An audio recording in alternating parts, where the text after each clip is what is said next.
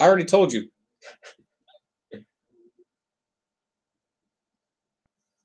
People these days. I already told you.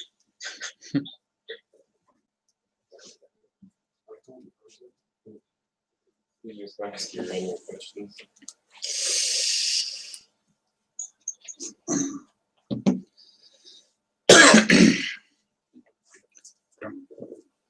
Are you live? Yeah, I'm live. No, that's all stand over here. You don't need to stand over there. Come sit down, sir. In the hot seat.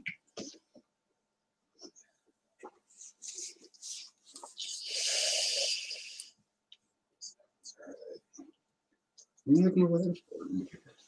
This guy's viewing. All right, guys, welcome to live video footage for Short Fused Outdoorsman. I'm here today with Ramsey Webb.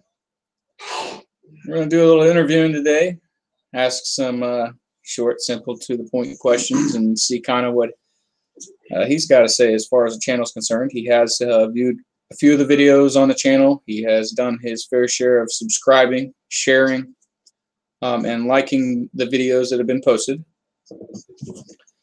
He is currently live right now, guys, on Meet Me. So trying to get out there, you know. YouTube is such a funny little thing nowadays. Was not aware or made aware of until today that now the regulations have been changed. You now have to have what is it, 1,000 subscribers and 4,000 minutes of watch time before you can monetize. It was just 10,000 views and then you could monetize, but they changed that. I don't know if it was because they figured it was too easy to do that. We're the Vape Squad today, guys. We got the Alien by Smock Mod, 220 watt. We have the T-Priv. I also believe that's 220 watt, right?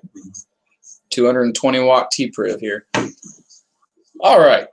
So to get on the show here with this interview, what kind of comedy entertainment do you like to see when it comes to YouTube? Do you like, as you saw my first couple of decently edited videos when I climbed up in the tree hiding from KFO, and he pointed me out with a camera and I fell out of the tree stepping on a dead branch. Was that the kind of comedy you like?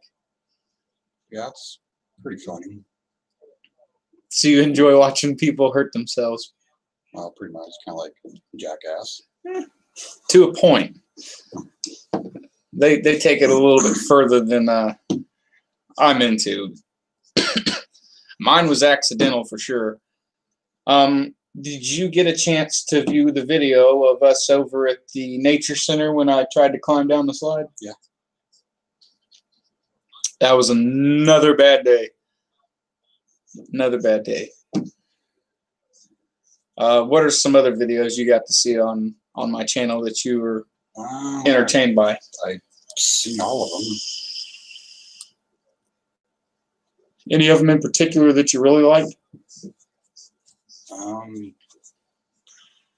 we went out fishing, it's pretty cool. And we got the big fishes. Yes, guys, I fish alongside with Kansas Fishing Outdoors.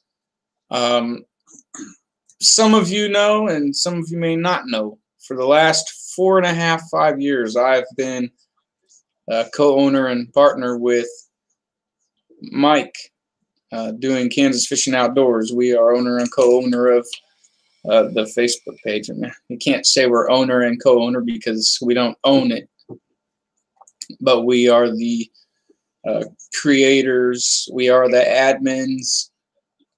We're the top dogs of that page. So any negative comments that come through the chat, come through some of the posts, we can block you, we can remove you, and make sure that you don't get any future notifications. So I can do the same thing here. I can do the same thing from my Facebook page that coincides with this YouTube channel.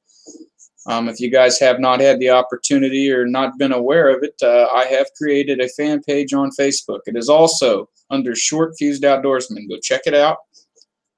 Give some likes. Share it with your Facebook page. Let it be known. Let people know that we are out there. We are creating more videos. Tomorrow, I am planning on teaching my buddy here how to work on motorcycles.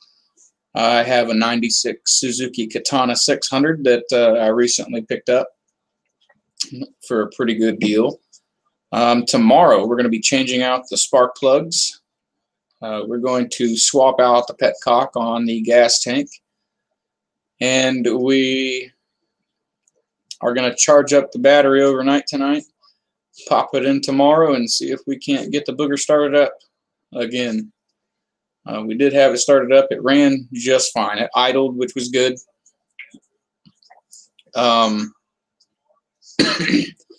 Hopefully we'll get the thing up and going here the next couple of days. It's in pretty good condition. I got plastic so I can slap on it. I want to get them painted first. Behind us here we have the 91 Suzuki Katana 600. I don't know if you guys are going to be able to see it really good, but it is in the house.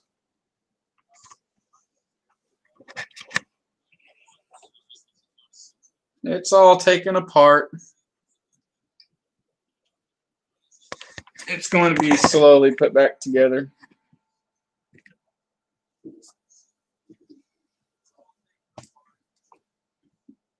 It will slowly get put back out. I done messed this up with the cord. It's all right. We got it fixed. Quick fix right there.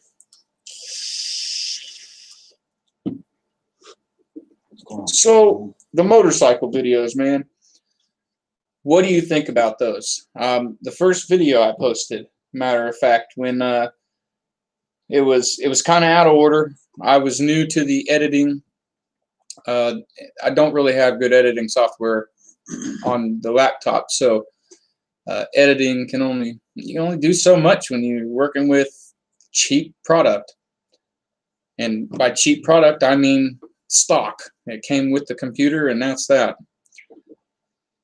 But you remember when I got the 91 Katana 600, what it looked like. It did not run. It did not run properly.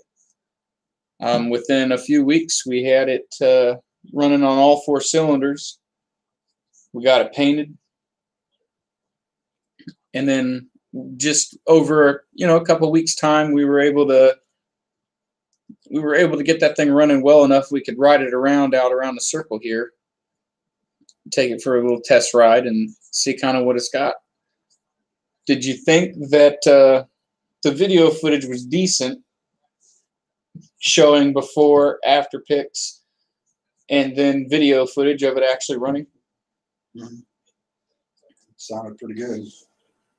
Is that something you'd like to see more of? The motorcycle industry is huge out there, especially California and Florida and these states where it's nice out. You're originally from Florida, so I'm sure being from Florida, you've seen a lot of bikes out and about all the time. Yeah, I wouldn't mind seeing more of this stuff come out. Now, when you say you wouldn't mind seeing more of it, are you talking in regards to disassembly and reassembly, fresh build from taking everything apart, cleaning it up, and building it from the ground up, or probably like fresh build and building it from the ground up? I'm sure we can definitely get something like that going. He is new to the motorcycle scene, guys, and once this Katana 600 is running properly, I've replaced the clutch cable. I've adjusted the clutch cable, adjusted the throttle cable. We're going to clean the carbs. The carburetor is flooded due to the fact the petcock it's not working properly. You can't turn the petcock off. You have to shut off the shutoff valves on the reserve hose and the other hose.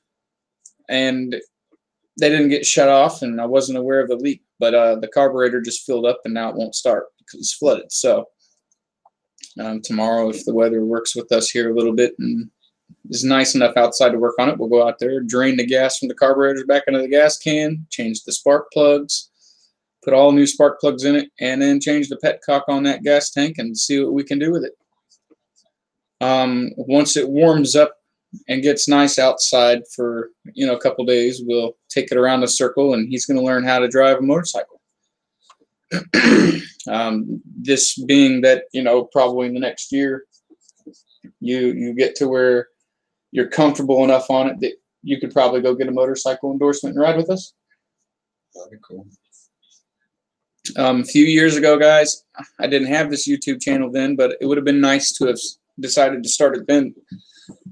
I had a Kawasaki Ninja 250. It was the 2004 Kawasaki Ninja. It was box style. My buddy Mike with KFO, he had the exact same bike, the exact same year. We had a couple other friends that had bikes. Shout out to Joey Satch and Lucas Winslow. Those two individuals, if you guys ever see this video, you'll know I'm talking about you. We all rode out to the lake, rode around the lake, came back over the dam, and then came back in on 77. It was a really nice ride. It was nice outside. The weather cooperated. It wasn't rainy. It was partly cloudy. 70 degrees outside. Used to ride around a lot. I got into some trouble.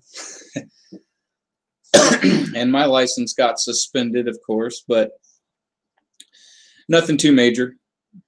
I'm actually getting a lot closer to getting my driver's license, so yay me.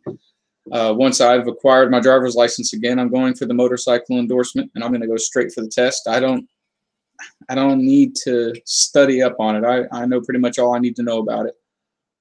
I'm going to pass it with flying colors, and all will be done. I'll have my motorcycle endorsement and legal to ride a motorcycle. And then we'll be going on rides.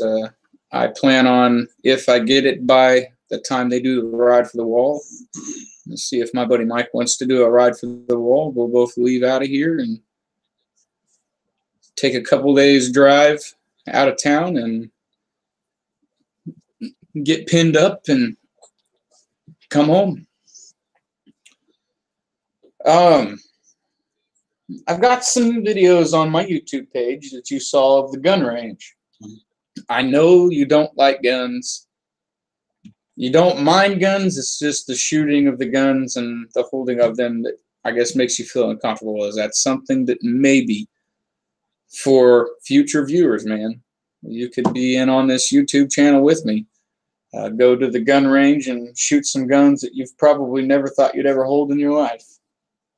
Is that something maybe you'd be interested in trying out? Start off with something small, little handgun. They provide you eye protection. You're in the comfort of your own bay. You have all the safety equipment there. There's nothing that you can do that could go wrong. I mean, the worst that could happen is your gun jam up. That doesn't cause any issues because it won't fire. Is that something that you would be interested in doing and maybe getting yourself out there, man?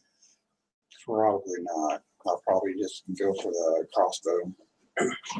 It's still considered a firearm. But I don't deal with a weapon. It's just me. Never like guns. All right. Well, I appreciate you coming in and doing an interview with me today. Do you have any questions? No.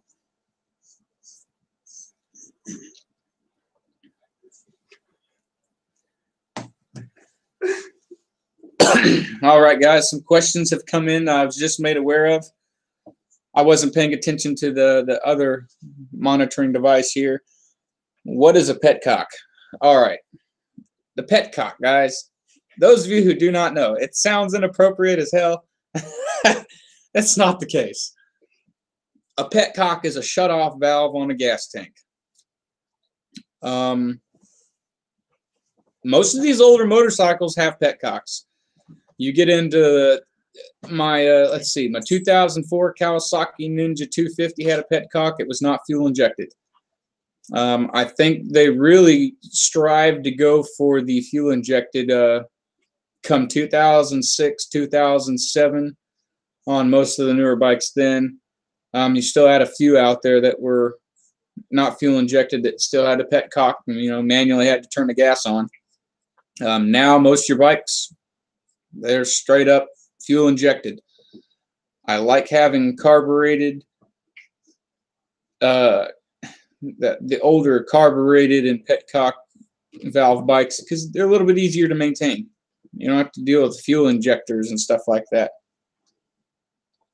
Thoughts on helmets and proper protective equipment? That's a whole nother situation. I've always been very uncomfortable wearing a helmet. I don't know, especially the summertime. Guys, you know, in the state of Kansas, when summer comes around, it gets fucking hot. It can get upwards of 95 degrees outside, and when you're wearing a helmet, you really have to stay hydrated. It doesn't matter if you're going 3-4 blocks away and just for a quick 5-10 minute ride.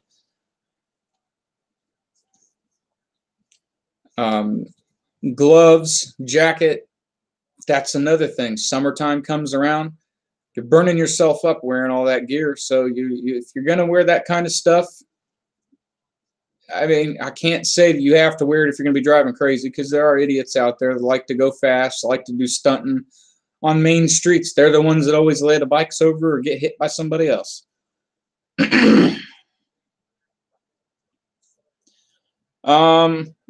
Okay, so summertime, I'll wear proper gear, but I will have a Camelback, guys. I will wear a Camelback in the summertime so that I am staying hydrated while I'm riding.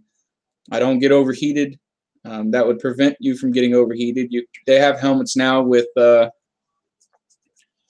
enough room in the front under your chin to put the valve for your Camelback in there, so if you need a drink, you can take a drink and you'll be all right.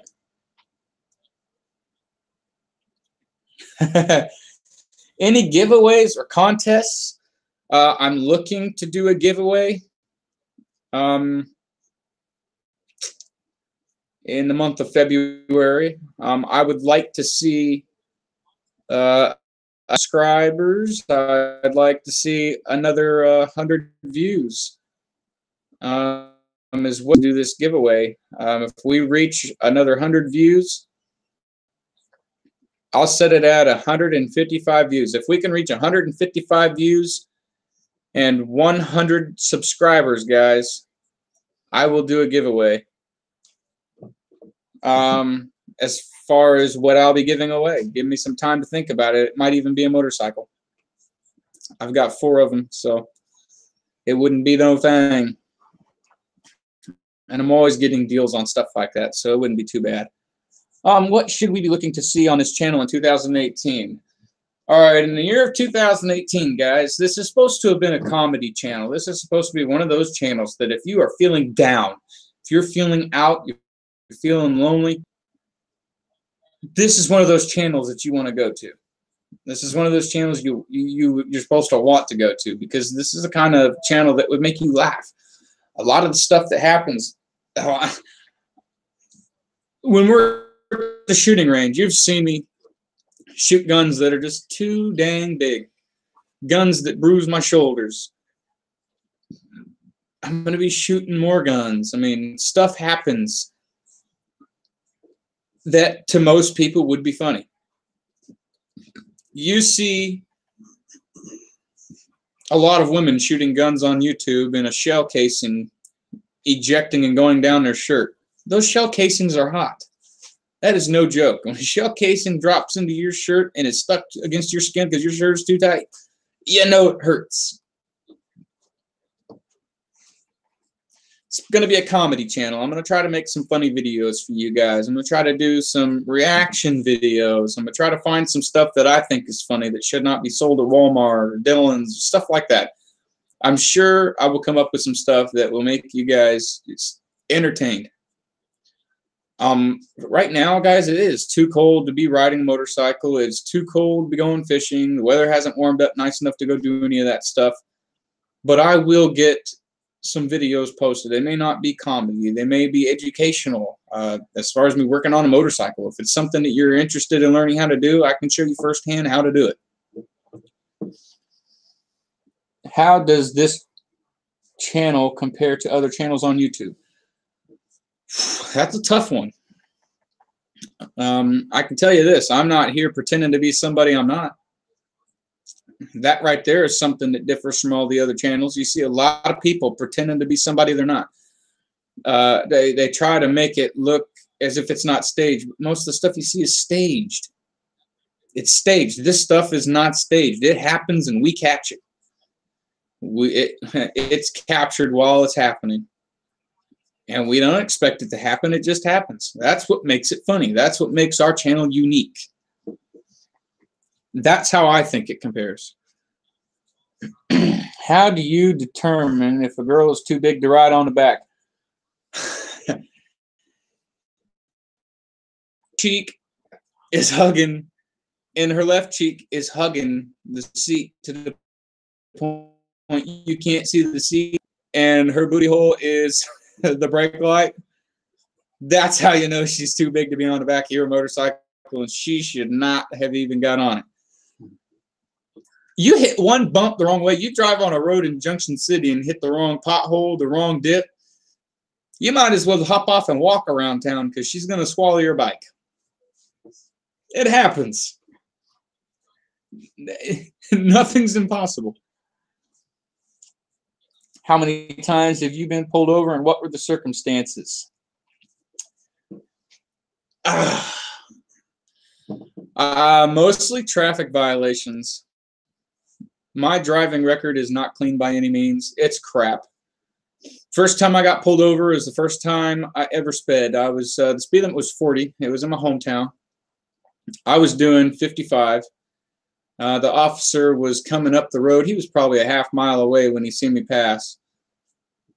He knew I was speeding by looking at how fast I passed the street intersection. So he jumped in the gas and pulled me over. I was pulled over 15 feet from my driveway, and I was looking out my passenger window watching my dad and my mom stand at the bay windows we had, watching me get a ticket.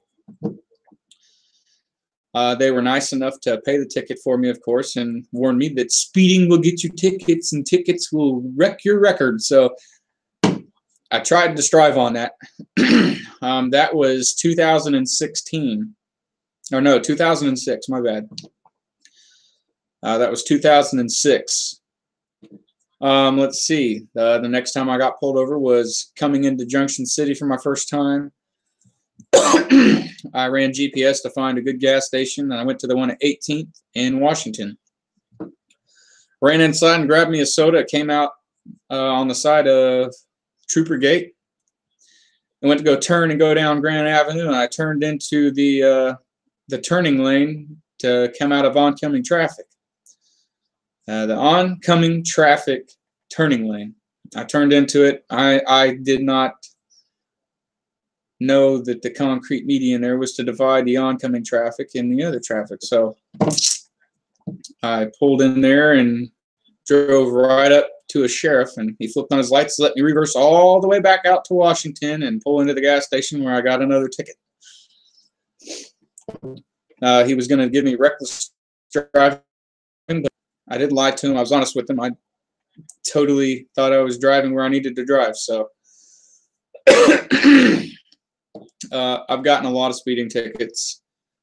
Actually, I've only gotten 2 speeding tickets. I've got a driving in violation of restrictions. That was the time I got pulled over on my buddy's motorcycle. I made an improper turn. The officer got me with the improper turn originally, and then she changed it and said, I'll give you driving in violations of restrictions because it costs more.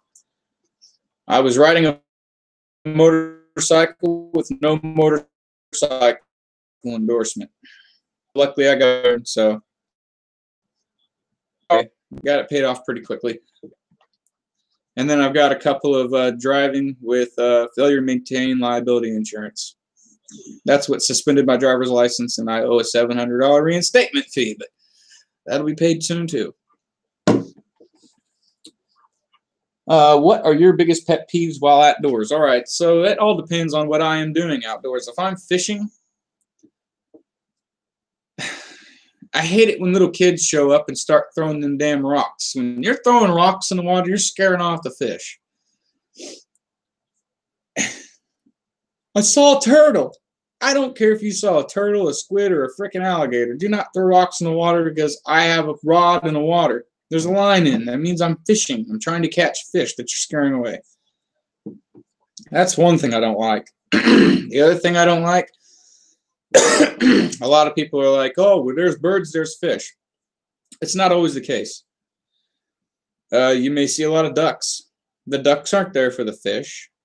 They're there lounging. They're relaxing. They're in a cove because that is where there is not a whole lot of traffic.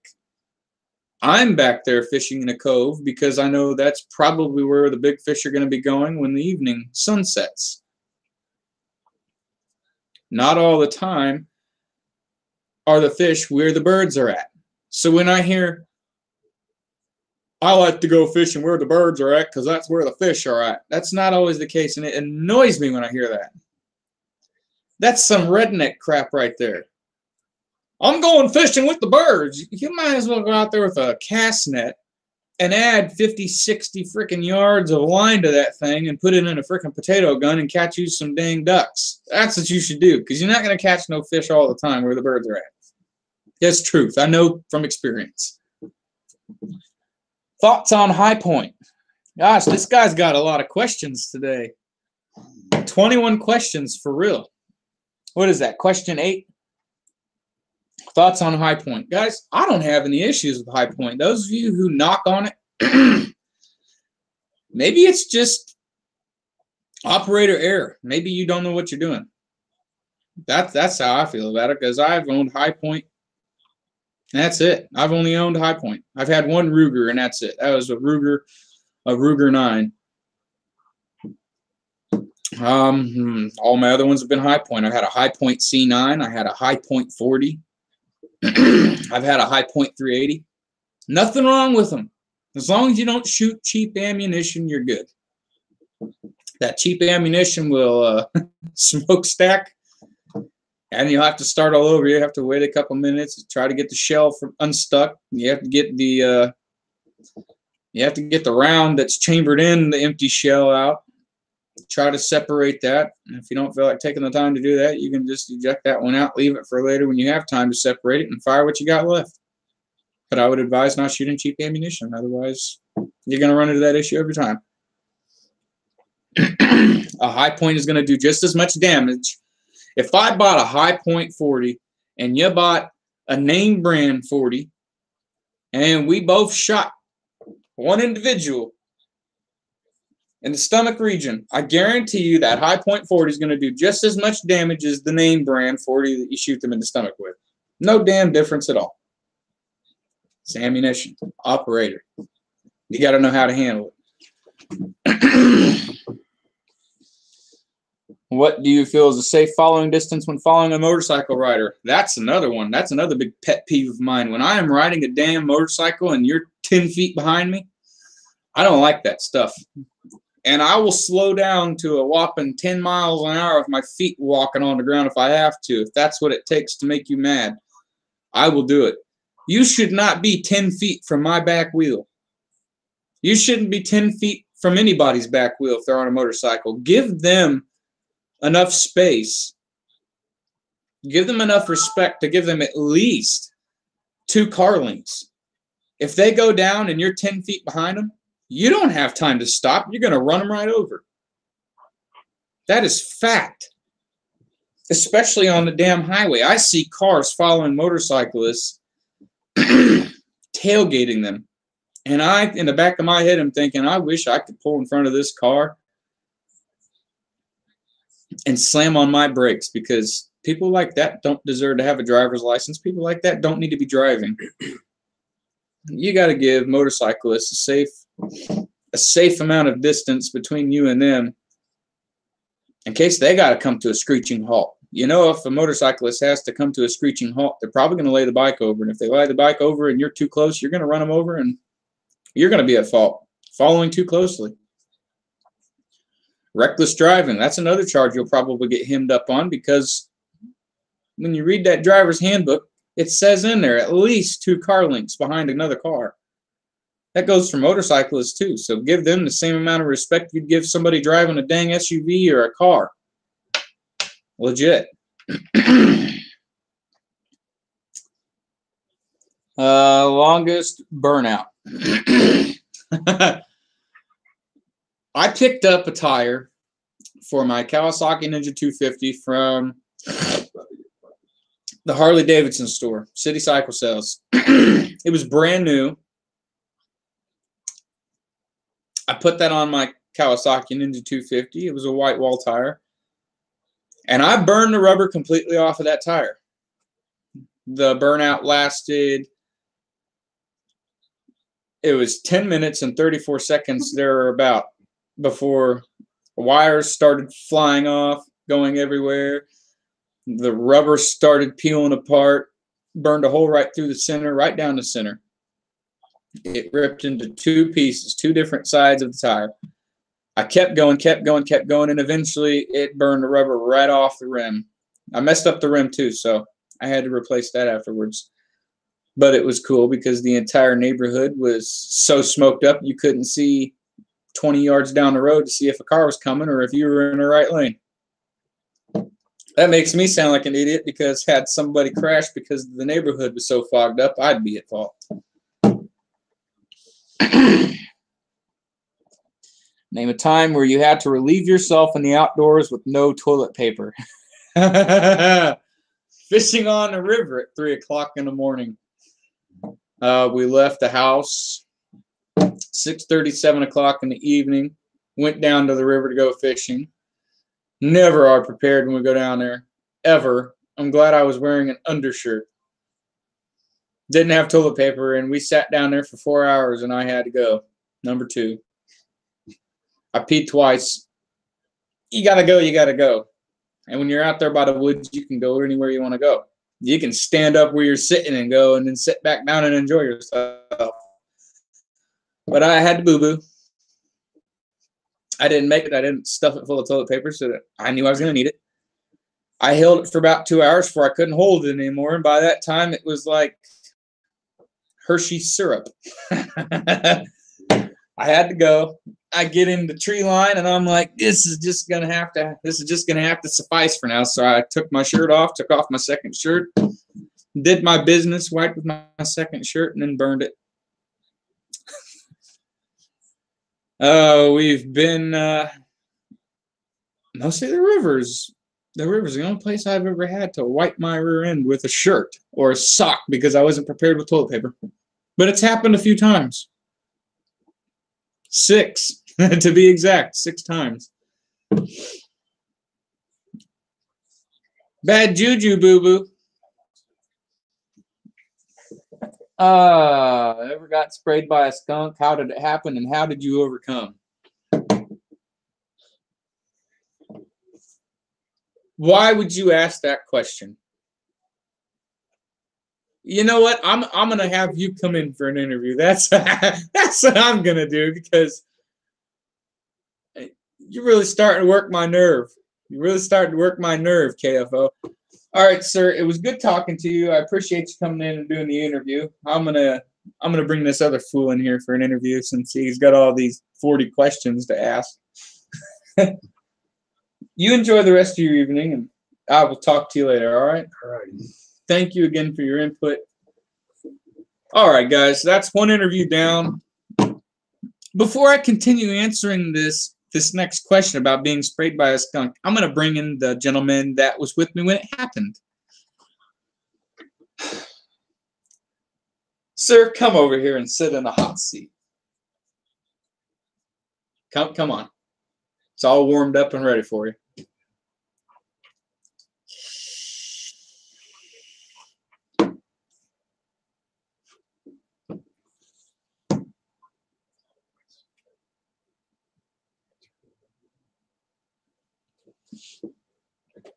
What a dick. Anywho, yes, I've been sprayed by a skunk. It was down on the river on Grant Avenue.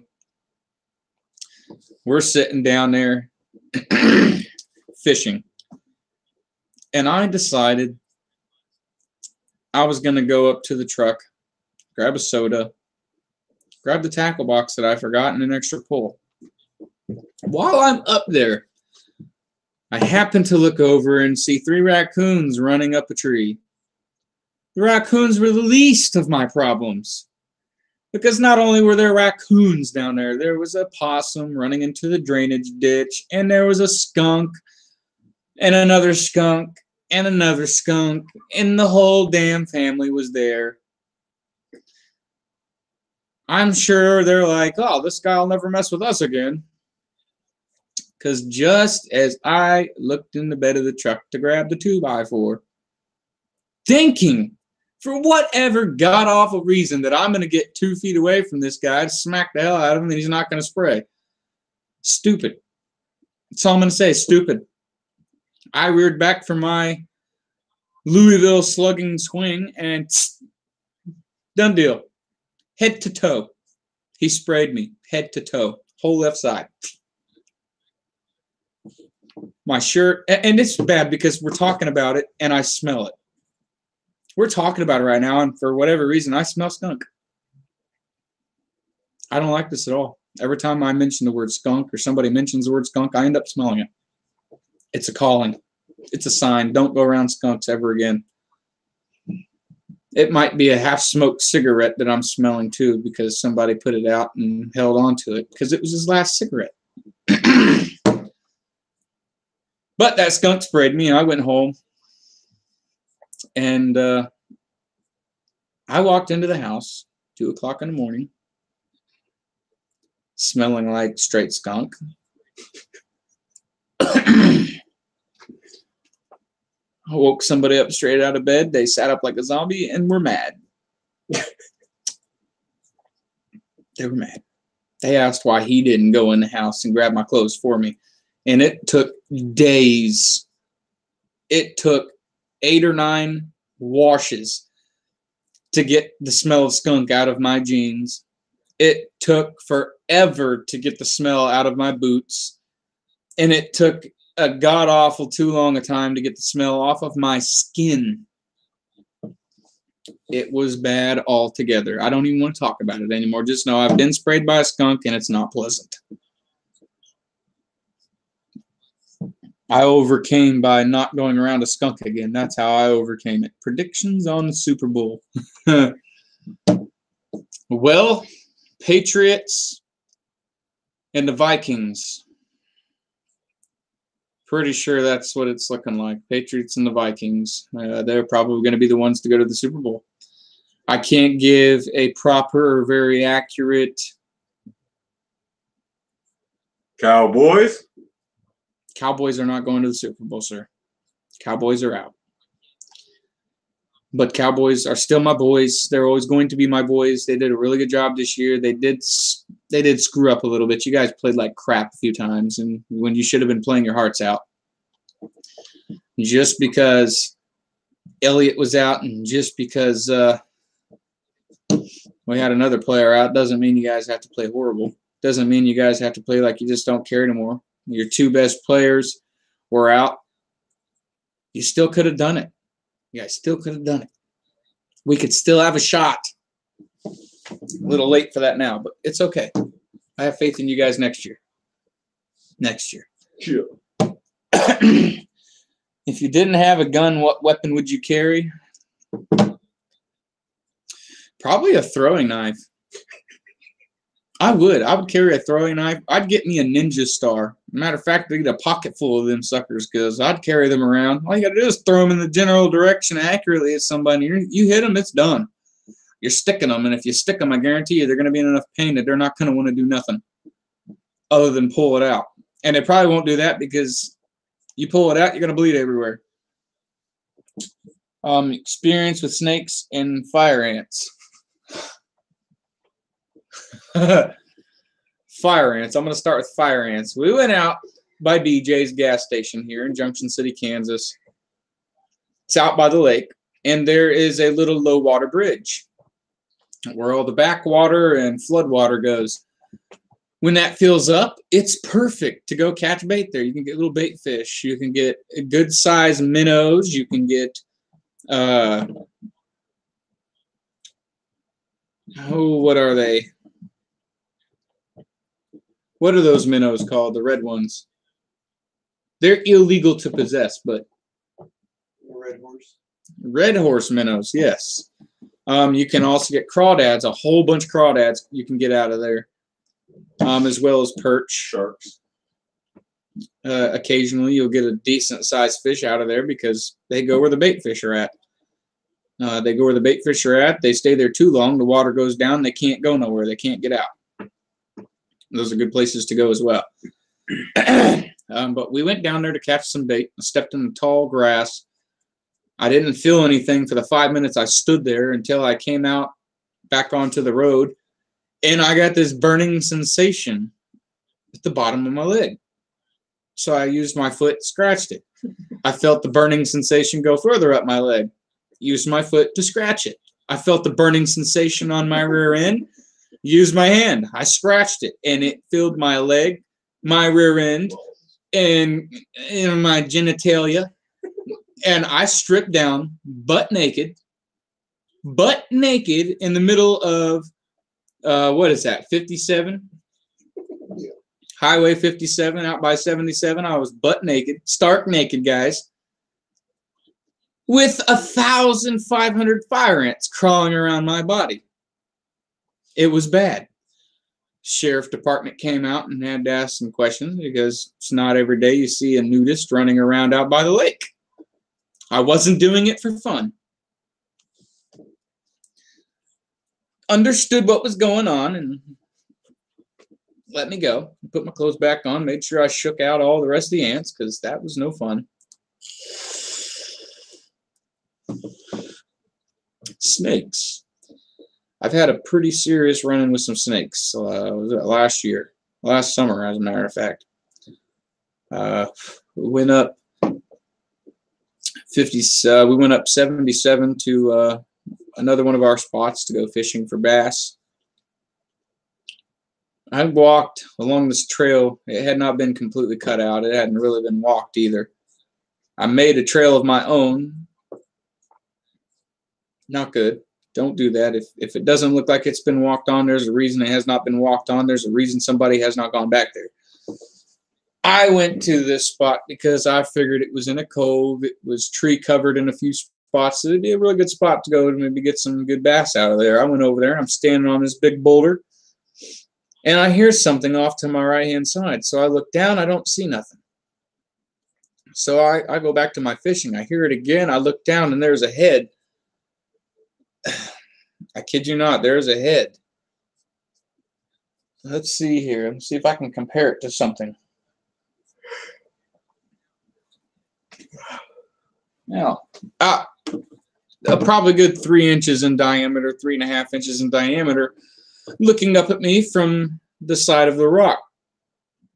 I look over and I see another head coming out from under the rock. I see another head coming out from under the rock. I'm a little insecure at this point, a little freaked out because I have not seen any snake in a long time with a head that freaking big. So, and especially not being able to see its body. You can't tell what it is. You don't want to be there anymore. You don't want to be around it. In the case that it's poisonous and strikes you because you're standing there and heat signatures, you know, poisonous snakes. Snakes go off of heat signatures. But I didn't want to move too rapidly, so I slowly started backing away. And as I slowly started backing away, the snakes quickly came back up on a rock, as if they were going to chase and strike. I looked down and I noticed that they're rattlesnakes. I've not seen rattlesnakes that big in the state of Kansas. These were every bit of 4.5 feet long and the size of a freaking python. It was not cool. I hollered at my buddy and told him, I was like, dude, get over here, grab something. poisonous snakes, basically, is what I said. So he came over and he looked and he's like, nope, I'm out. We've dealt with that on a couple of different occasions. We're not going to get into that, though.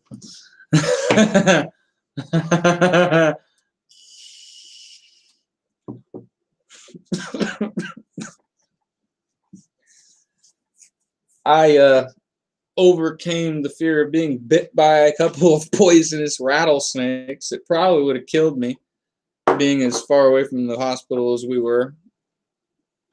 I grabbed a decent sized rock and smashed their heads in. They managed to crawl halfway into the rock.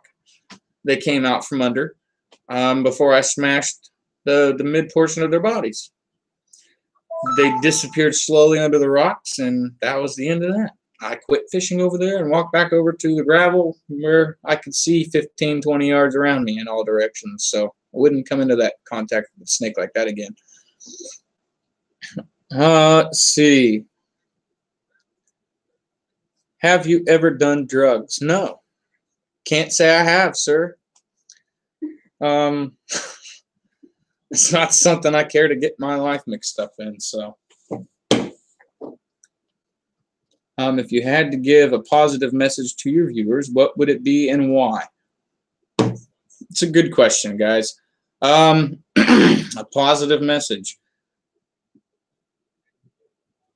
Those of you who are insecure about your body, insecure about yourself in general, those of you who have low self-esteem, those of you who have been bullied, those of you who have been hated on because the clothes you wear, because the clothes you wear are not fancy, because the clothes you wear are hand-me-downs or bought at a thrift shop.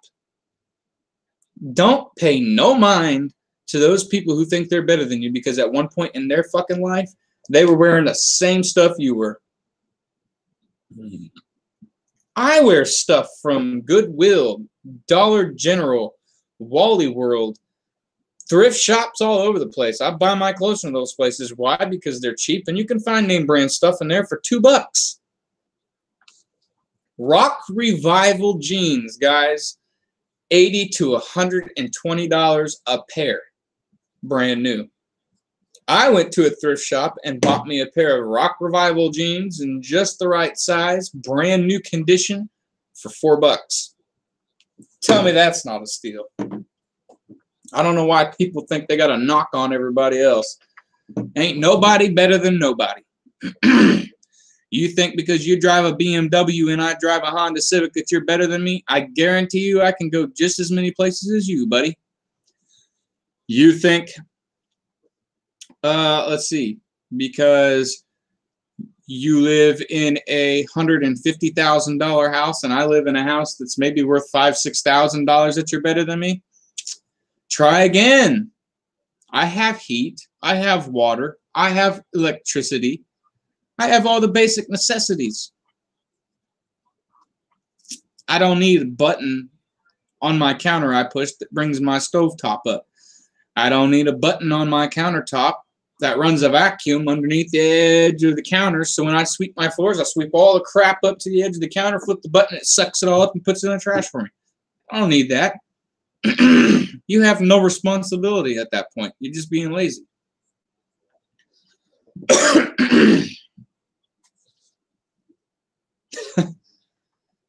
Be yourself. If somebody does not like you, it is probably because they don't feel comfortable with themselves. Unless, of course, you start a lot of drama. Then that's why they don't like you. Don't start drama. Don't cause issues for other people. Don't bring or meddle in other people's lives if you have no business being in it. If you don't bother them, they won't bother you. It's just like bees. It's like snakes. It's like animals. If you don't mess with them, they won't mess with you. You don't step foot in their territory or trespass in their territory, they're not going to trespass on yours. They're not going to mess you up. Live life. Okay, live life to its fullest. Live every day like it's your last. And don't take nothing for granted. Be yourself. That is my message to everybody.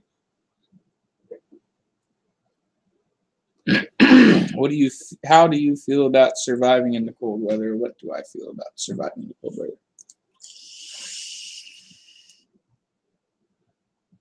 Depends on what you mean by what do I feel about surviving in the cold weather. Like, what stipulations do you have on that? The current weather conditions right now, sir. Kansas weather. What about it? Come over here in the hot If you're seat. trapped in the cold. Depends. Like, what stipulations do you have as far as being trapped in the cold? What reasons would you be trapped in the cold? You're on a fishing trip. Okay, so you're on a In the fishing trip. wilderness. You're in the wilderness. And temperatures go down below 0. And temperatures go down below 0. Hopefully, before you went out on this fishing trip, you bundled up because you knew the weather wasn't going to be proper. You didn't check the weather. You didn't check the weather. That's your problem. If you showed up out there in a short sleeve T-shirt and some freaking shorts and moon boots and some knee-high socks, I feel sorry for you. Guys, if you're going to go out on a fishing trip, a hunting trip, a dirt bike riding trip, or go out in the wilderness where you know you're going to be miles from civilization, make sure you check the weather. Find out what the weather's going to be like. You don't want to get out there in the middle of nowhere and be stranded because you were not prepared. You always have to look at stuff like that. Make sure that you're prepared so that you don't get into a predicament where you can't get out of it. I've seen a lot of posts about dogs being left outside in their dog houses when it's below freaking 0. Are you kidding me? You're going to chain your dog up outside and forget about it. What if that was your child? That's basically what a dog or a cat is. It's a child. They cannot fend for themselves when they're chained up.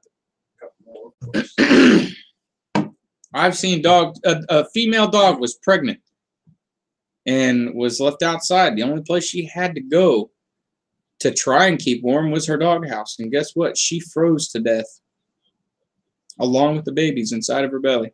And she was a week, 1 week away from giving birth to those puppies. It's sad.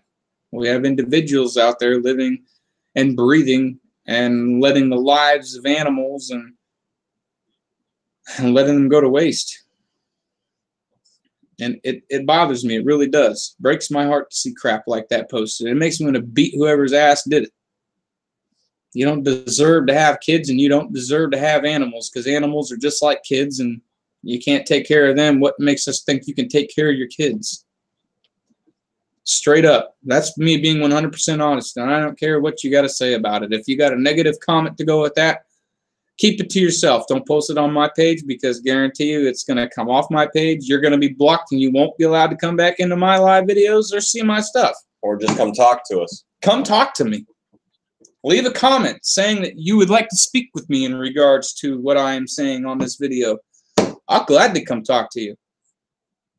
Let me inform you of one more thing, though. I am always strapped. I'm always strapped. And not for cash. Definitely not for cash. I am strapped. I don't play around. You come at me sideways, threatening me, threatening my life. If you bring a weapon and you pull a weapon on me, I'm going to shoot first and ask questions later, and I'll let the cops deal with the situation. If they want to take my gun and investigate, they can take my gun and investigate, because I'm not worried about it. I was in legal rights to shoot you. It's probably not going to happen, because those of you who come to my YouTube aren't stupid enough to try something like that. But in the case that does happen, I just want to let you know, if you guys have problems with what I say on here, message me and let me know that you want to speak to me in regards to my video and what I said in my video, and we'll talk like civil grown-ass adults, and we will handle it. It doesn't have to be resolved with violence. It can be resolved with simply talking to one another. Name a time you got a hook in your skin. How did it happen? All right.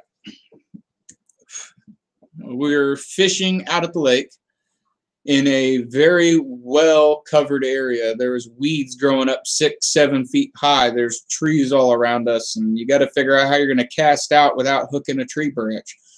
I knocked down some of the weeds and thought I had enough room to cast out without hooking anything, and I ended up hooking myself in the back. It didn't get me too bad. It was just right on the flesh, right on the edge of the flesh. So that time wasn't too bad, but it happened. I was trying to figure out how I managed that to happen. Another time I got a hook in my skin walking around a bait shop. Those of you out there that have bait shops, I hope that most of you have common knowledge to put hooks. If you got hooks in a bucket, put the bucket at least 6 to 12 inches away from the edge of the table so people walking by don't get hooked. I walked by a table, turned around, and got a hook in the back of my jeans and didn't even know it due to the fact I was bundled up. It got stuck in the back of my jeans. I got in the vehicle, sat down, and it stabbed me and got stuck in my skin. And it took me getting a pair of pliers to get it out. Not only from my skin, but then I had to get it out of my jeans because it was tearing my jeans to crap. My buddy here got a hook stuck in his thumb, and I had to pull it out. Removed the whole fingernail. It sure did. Whole fingernail came off. He had somebody try to get it out, and they were just, it was going way too slow. You can't be slow when you're pulling a hook out. You got to be quick. And it never grows back straight. So that time was fun. Thoughts on people who keep more fish than they are allowed? This should be good. We've been out to the spillway a lot, and I have seen firsthand a lot of people catching wiper, throw them in the bucket, catch wiper, throw them in a bucket. They'll put 8 or 9 in the bucket, run up to the vehicle, stick it in the back, bring down an empty bucket. Catch more, load up that bucket, take it up, they'll leave and come back 10 minutes later with 2 empty buckets and catch more wiper and leave, catch more wiper and leave. I am tired of seeing that stuff. When you guys go to get your fishing license, the first time you ever got your fishing license, I am sure you have been out to the spillway and saw the fishing regulations on keeping fish.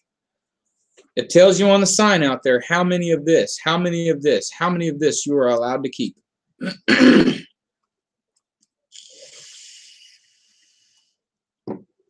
And there's a lot of people out there that keep well over what they're supposed to be keeping.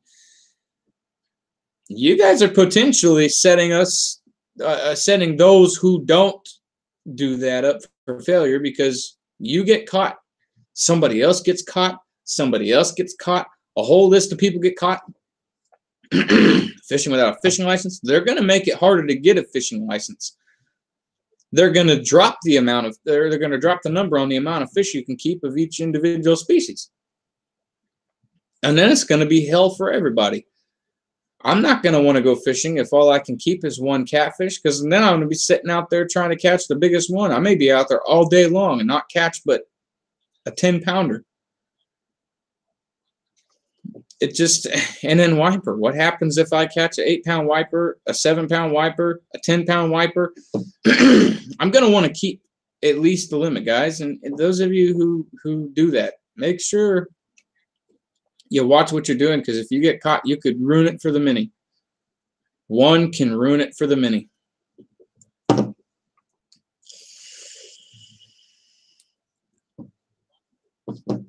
And it sucks. You got people out there that break the rules and instead of following them, and those who break the rules are going to make it harder for those who do follow the rules. We don't want that.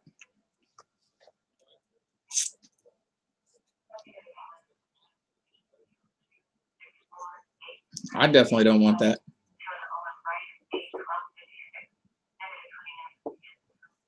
But that is fact, guys. One can ruin it for the many. And we don't want to see that here. Absolutely don't want to see that here. That would ruin fishing for most everybody in the Junction City, Manhattan, everywhere. It could potentially be the whole state of Kansas if it happens too much in one place. You go to another and do it. It could happen there. You're going to get everybody hemmed up. Have a whole bunch of people mad. If you guys have any questions as far as the videos on my YouTube channel, once you view them, make sure to leave a comment under that video. Like, share, subscribe. Make sure you guys share these videos, share the page, share this channel with your friends and family. Share it with everybody. Let them know about it, you know. Kansas Fishing Outdoors, guys, go check out that page. We need 730 more subscribers in the next 30 days, or we're going to be working slowly on getting that up so we can monetize again, because the new thing with YouTube, they changed it from 10,000 views to monetize to 4,000 minutes watch time and 1,000 subscribers. And, you know, we've been monetized for, what, a year? Yeah, probably About a year we've been monetized. We've had a monetized Kansas Fishing Outdoors page, and it went well. You know, we were reoccurring some pretty good stuff on there, and now it's going to go away until we hit 1,000 subscribers. So it sucks. It really does. All that work we put into it, and we feel like we've achieved absolutely nothing at this point. But we're not going to get discouraged. We're not going to stop doing what we do. You guys will see more video footage this week. I'm going to do, again, like I said, some footage tomorrow while the weather is decent outside on fixing some things on the motorcycle, replacing a few things, and you guys are going to see that done firsthand and see somebody learning firsthand how to do it. And then when the weather warms up enough we can ride around the circle outside, I'll get some video footage of my buddy learning how to drive the bike. So it should be pretty good. If you guys want to see some more comedy type stuff, drop some likes, leave some comments about it. Let me know what you guys want to see. And I will definitely get back to your comments as soon as they hit. I will get to them. Guarantee you. My response time is almost immediate. So drop some comments. Again, like, share, and subscribe, guys. Like, share, and subscribe. Thank you guys for tuning in. Thank you, those of you who are coming in, obviously at a later time, sharing, liking, and viewing this video. Love you guys. You guys are awesome. You guys are absolutely awesome. Again, guys, share it with your friends and family. Tell your friends, tell your family members. Share and subscribe. I will see you guys tomorrow. And Happy New Year to everybody. I have not had the opportunity to tell you guys that. Happy New Year for sure. I really appreciate you guys, you know, subscribing and coming in and watching these videos. You guys, again, are what make this YouTube channel rock. So keep viewing, keep rocking. Do you have any questions? I think I've asked all the questions I could possibly think of, sir. I'm glad you got them all out of your system, because I don't think I could stand to answer another one of your questions without punching you in the throat. One thing I guess I could ask is, when are you going to shave that? I'm not. I'm going to let it. You got this going on here. That's all right. If I stop wearing hats so damn much, my hair might grow out a little bit faster. Guys, when I grow out my hair, it turns into a white boy fro. Give us some ideas. Let us know what you want to see on this channel. Maybe he will do some pretty crazy stuff, like shave his eyebrows or his armpit hair, something like that. We will make something happen. Don't let this guy give you guys false hope. He is not a fortune cookie reader. Obviously, he's not very good at it. He's got some crackhead ideas in that coconut little head of his. I am not shaving my eyebrows. I will not shave my armpits ever again. Ooh, not ever again. One time he told me he shaved some area, down south. Anybody who's ever had crabs knows what I was feeling when I shaved my genitalia.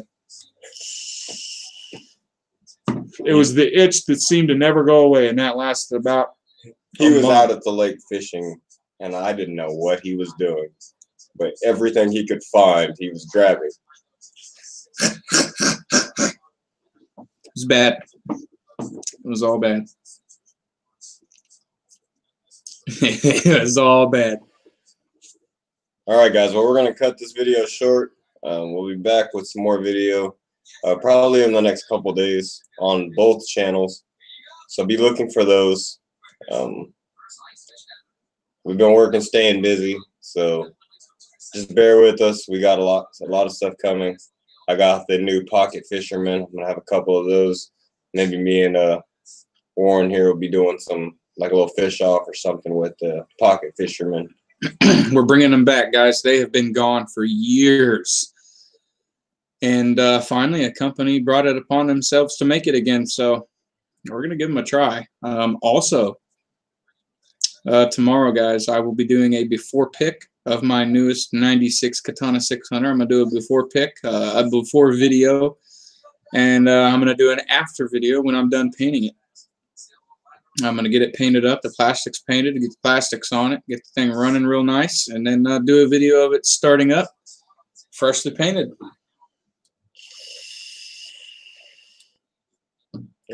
All right, so I guess we should close this video out. What's your theme for this channel? What's your motto? What is my motto? That's a good question. I mean, I don't know exactly what you want me to say. Well, most channels have a motto. Mine would be life is only what you make of it. That sounds pretty basic, but we're gonna say That's not basic. Life is what you make of it. Don't take don't take as much negative as don't take the negative that can be fed to you. If you're being fed negative, turn it into positive some way, somehow. Anybody can do it. All right. One more question before we close up. When it's cold outside, barbecue grills, smokers, don't put them in your house. That's not a question. That's a statement. What are your thoughts on putting smokers, barbecue grills, and stuff like that in your house, space heaters, and leaving your residence unattended? If you do that, I'm not even going to say what I want to say because I want to keep this as professional as possible. I have cussed a couple times in this video, but it's nothing. It could have been a heck of a lot worse. Those of you who have smokers and wood-burning stoves and stuff like that in your garages and in space heaters in your homes, if you live in a mobile home, do not leave your space heaters going during the day if you are not going to be home. Shut them suckers off when you leave. Yeah, it might be cold when you get home, but I guarantee you're going to love it a lot more if you come home to a non-burnt up house than you would if you came home and your house was burnt to the ground because you left the space heater on. We have seen several structure fires over the last month. Since we got our first snow, we've seen probably 2 or 3 house fires in the town of Junction City due to space heater being left on in a home, a wood-burning stove or a grill going in a garage. Sometimes, guys, stuff can't be prevented. There are electrical fires that happen due to faulty wiring. It happens. It happens. It's called a natural disaster. Crap like that happens all the time, all over the world. But to leave a space heater going, knowing that it could cause potentially a house fire, leaving a smoker going in your garage because you don't want it to be outside exposed to the cold, thinking that maybe the cold weather is too cold that your food's not going to stay hot, bad move. Don't leave wood-burning stoves going full blast, burning a big giant flame inside if you're going to leave. That causes fires. It will burn your house down. It will burn your garage to the ground quicker than you can get it put out. Quicker than the fire. It takes the fire department 5 to 10 minutes to get in that vehicle, get suited up, and get to your residence, depending on where you're at. And it takes them an additional 5 minutes to 7 minutes to hook up the hoses, get everything ready to spray. By that time, your house or garage or shed, it could be burnt to the ground, burnt to a crisp. You're going to have to be rebuilt.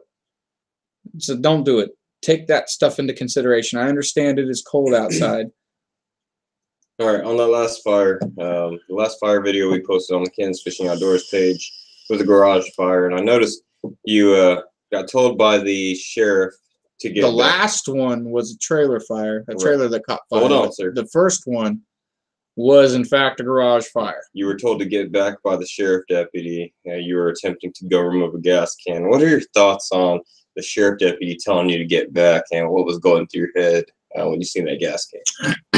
Well, I can tell you this. I understand he was doing his job and looking out for the safety of others. But the fact they showed up and immediately did a walk around of the house, you walk right by the garage. If you did not notice a gas can, you aren't paying very close attention. I would like to see our officers in uniform that show up to structure fires like that to look thoroughly, regardless of how fast you think you're going to be walking by a garage or something like that. Make sure you look, because people set their gas cans outside of a garage right along the siding because they don't want the smell of the fumes in their garage. If a garage catches fire and there is a gas can laying right underneath the flaming roof, what happens if a piece of that roof or a piece of the siding, the wood, falls down next to the gas can, melts a hole in it? You got gas going everywhere, making more of a fire. And it was sitting 2 feet away from a vehicle. All I was trying to do was help out a little bit. I noticed the gas can. Nobody else seemed to notice it. It'd been sitting there for probably 5 minutes while this fire's just burning right above it. I saw potentially a worse situation coming of that gas can sitting there. So I ran up the driveway to go remove it, and I was yelled at by a sheriff deputy to get back. He was rude about it. I'm going to be honest with you. He was very rude about it. He could have approached it a little bit differently. I guess the controlling of your temper or the controlling of your tone and the heat of the moment played a little part in that, but I don't know. I honestly thought he was rude about it, so I was pretty ticked. But again, I was trying to be a help to the community. I saw a gas can. Nobody knew how much gas was in it. Turns out it was a full, complete container of gasoline, which had that caught fire, it would have made things a heck of a lot worse. So I figured I was in the right. I was doing the right thing. But they did it on their own time, so done and over with. Can't do nothing about it. I look back at it, it's the past. But I will see you guys tomorrow and bring you guys some video footage. Hopefully you guys can join me live for the changing out of the spark plugs, the changing of the petcock on the gas tank, and starting her up. See you guys tomorrow. Like, share, and subscribe, and thank you guys for tuning in.